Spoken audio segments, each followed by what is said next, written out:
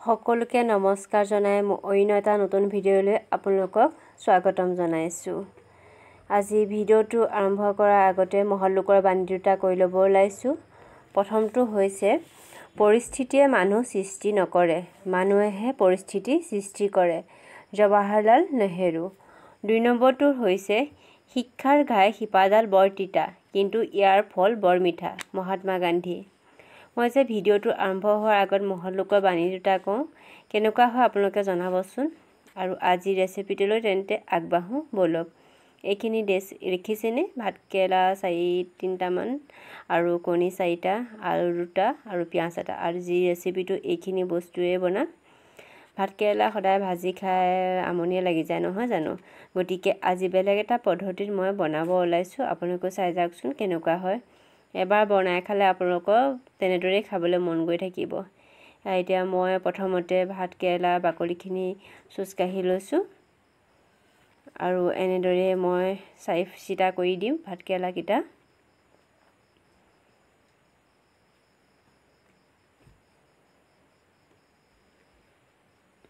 এনেদৰে মই গোটেই ভাতকেৰেলাকেইটা এনেকৈ 4 চিটা কৰি ল'ম, বাকলিখিনি গুচাই। আৰু আলুকেইটাও মই টুকুৰ টুকুৰকৈ কাটি ল'ম।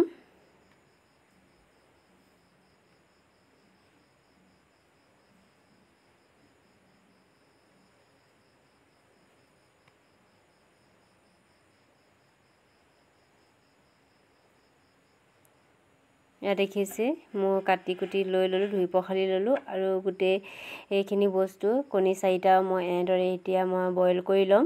কেৰাহীটোত মই দি দিছোঁ বইল হ'বৰ কাৰণে, আৰু নিমখ অকণমানো দি দিম মই তাত। এয়া মোৰ বইল হৈয়ে আছে।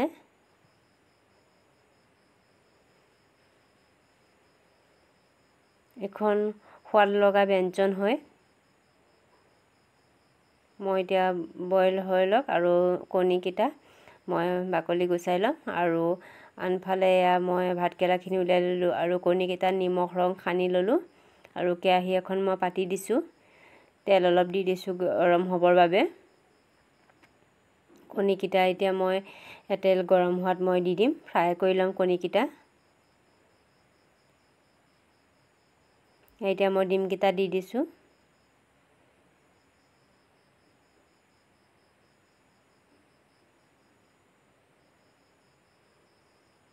এতিয়া মই সুন্দৰকৈ এই ডিম 4টা মই ৰঙচুৱাকৈ ভাজি ল'ম।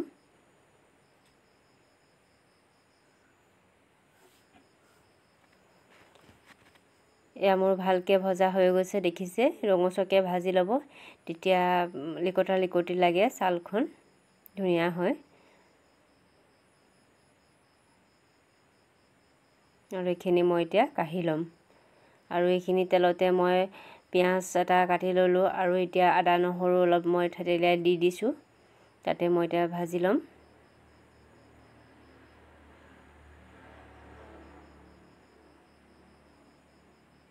আৰু ইয়াত এতিয়া ৰঙচুৱা হোৱাৰ লগত মই ভাতকেৰেলা যিখিনি বইল কৰি থৈছিলোঁ সেইখিনি মই দি দিম। ভাতকেৰেলা আলুখিনি দি দিছোঁ আৰু ইয়াত এতিয়া মই নিমখ ৰং মই দিম। ইয়াৰ ৰং দিছোঁ আৰু নিমখ দিম।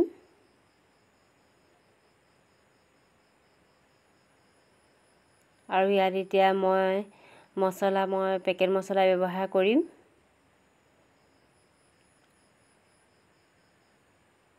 জলকীয়া গুড়ি অকণমান দিম, জলকীয়া গুড়ি দিলোঁ। এতিয়া জিৰা গুড়ি দিম, মিট মছলা অকণমান দিছোঁ। আপোনালোকে যি ধৰণৰ মছলা খাই ভাল পায় আপোনালোকে সেই মছলাখিনি ব্যৱহাৰ কৰিব পাৰিব। আৰু দেখিছেনে? আপোনালোকে ভাবিলে এনেদৰে ৰাখি দিব পাৰে, এখন ভাজি নিচিনা হৈ যায়, ধুনীয়া হয়। আৰু ইয়াত এতিয়া মই উতলাই থোৱা মই গৰম পানী মই দি দিম। এয়া মোৰ হৈ গৈছে, উতলা গৰম পানীখিনি মই দি দিম।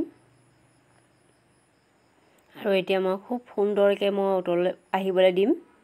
ইয়াত দেখিছেনে কি ধুনীয়া ৰং উঠি গৈছে। আৰু এতিয়া মই কণী 3টা দি দিছোঁ।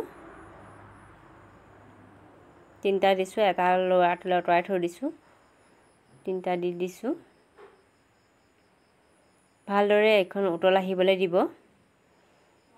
খুব সোৱাদ লগা এখন মানে আঞ্জা হয় আপোনালোকে বনাই চাব পাৰে আঙুলি চেলেকি থাকিব এখন আঞ্জা মোৰ হৈয়ে গৈছে দেখিছে মই আচলতে খুব উতলিব দিওঁ উতলি কেনেকুৱা ৰং হৈ গৈছে দেখিছেনে কেনেকুৱা হেৰিত ৰাখি দিছোঁ মই সেইকাৰণে খুব সোৱাদ লগা হয় তৰকাৰীবিলাক আচলতে আমাৰ উতলিব লাগে